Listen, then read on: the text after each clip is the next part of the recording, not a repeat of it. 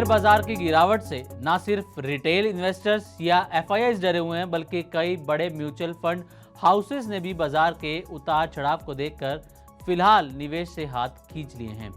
यानी कि आप अगर म्यूचुअल फंड में एसआईपी या लमसम के जरिए निवेश कर रहे हैं तो ये फंड हाउस आपके पैसों का कुछ ही हिस्सा आगे इन्वेस्ट कर रहे हैं और बाकी बचे हुए हिस्से से अपनी कैश होल्डिंग को बढ़ा रहे हैं। यानी कि ये फंड हाउसेज आपके पूरे पैसे को इन्वेस्ट नहीं कर रहे। ऐसे में अगर आप भी म्यूचुअल फंड्स में निवेश करते हैं तो आपको हमारी ये वीडियो ज़रूर देखनी चाहिए, ताकि आपको ये पता चल सके कि आखिर वो कौन कौन से म्यूचुअल फंड हाउसेस हैं जो आपके पैसे को रोककर अपनी कैश होल्डिंग को बढ़ा रहे हैं और इसका आपके निवेश पर क्या असर हो सकता है। तो चलिए वीडियो की शुरुआत करते हैं, लेकिन सबसे पहले आपको बता देते हैं कि mutual fund houses share market के मौजूदा हाल को देखते हुए कैश होल्डिंग को बढ़ा रहे हैं, क्योंकि म्यूचुअल फंड हाउसेस को फिलहाल ये अंदाज़ा नहीं है कि बाजार किस दिशा में जाने वाला है। तो चलिए अब जानते हैं उन 6 म्यूचुअल फंड्स के बारे में जिनकी कैश होल्डिंग इस वक्त सबसे ज़्यादा है। तो सबसे पहले नाम आता है Motilal Oswal mid cap fund का, जो इस लिस्ट में टॉप पर है। इस फंड की जनवरी में कैश होल्डिंग 24.38% थी, जो फरवरी यानी कि पिछले महीने फरवरी में कैश होल्डिंग बढ़कर 28.33% हो चुकी है। यानी कि Motilal Oswal mid cap fund की कैश होल्डिंग इस वक्त सबसे ज़्यादा 28.33% है। फंड का कहना है कि मिड कैप स्पेस में ज़्यादा रिस्क के चलते कैश होल्डिंग को बढ़ाया गया है। कैश होल्डिंग से मिड कैप की तेज़ रिकवरी का फ़ायदा नहीं मिल पाएगा। ये भी फंड हाउस ने एक्सेप्ट किया है कि अगर मिड कैप सेक्टर में तेज़ी आती है तो कैश होल्डिंग की वजह से उसे ज़्यादा फ़ायदा नहीं मिल पाएगा। अब इस लिस्ट में अगला नाम आता है Helios large and mid cap fund. इस फंड की कैश होल्डिंग ज़बरदस्त वृद्धि इसमें देखी गई है। जनवरी में इसमें 2.78% जो है कैश होल्डिंग थी इसकी।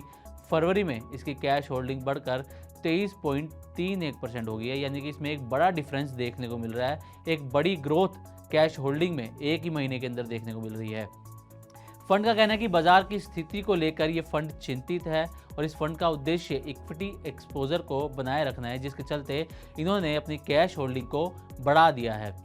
तीसरा नाम भी इसी फंड का है, लेकिन ये category Helios flexi cap fund की है।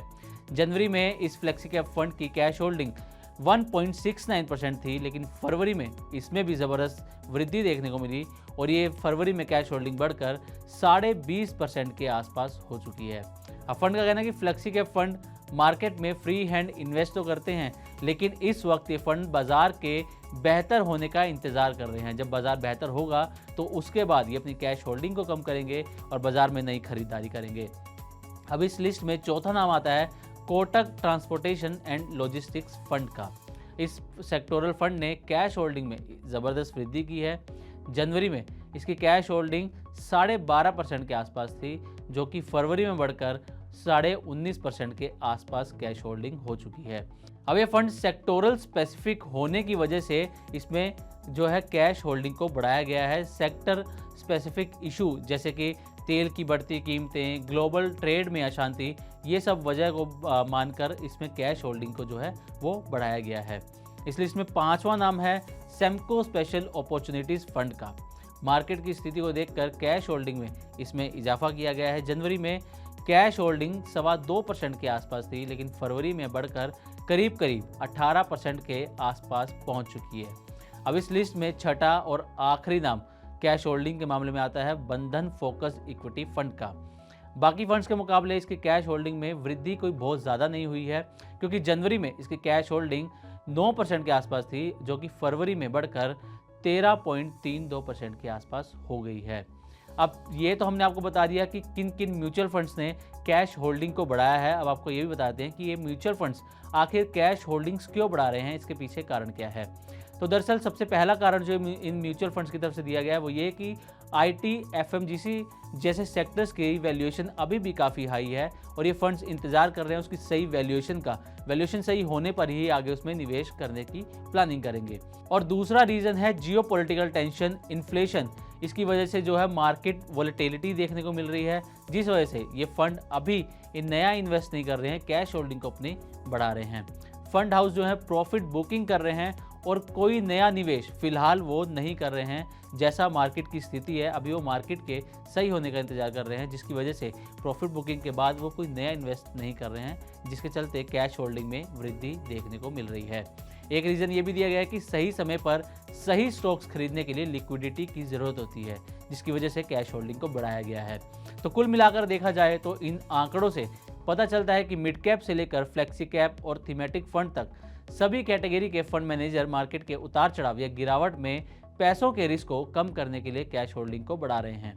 लेकिन इन म्यूचुअल फंड्स में पैसा लगाने वाले इन्वेस्टर्स को ये भी देखना होगा कि क्या इस स्ट्रेटेजी से उनके इन्वेस्टमेंट गोल पर कोई असर तो नहीं पड़ रहा, या फिर म्यूचुअल फंड हाउसेस की इस रणनीति से कहीं इन्वेस्टर्स के निवेश पर कोई रिस्क तो नहीं है। ये सब देखने के बाद ही आप आगे अपना निवेश कर सकते हैं।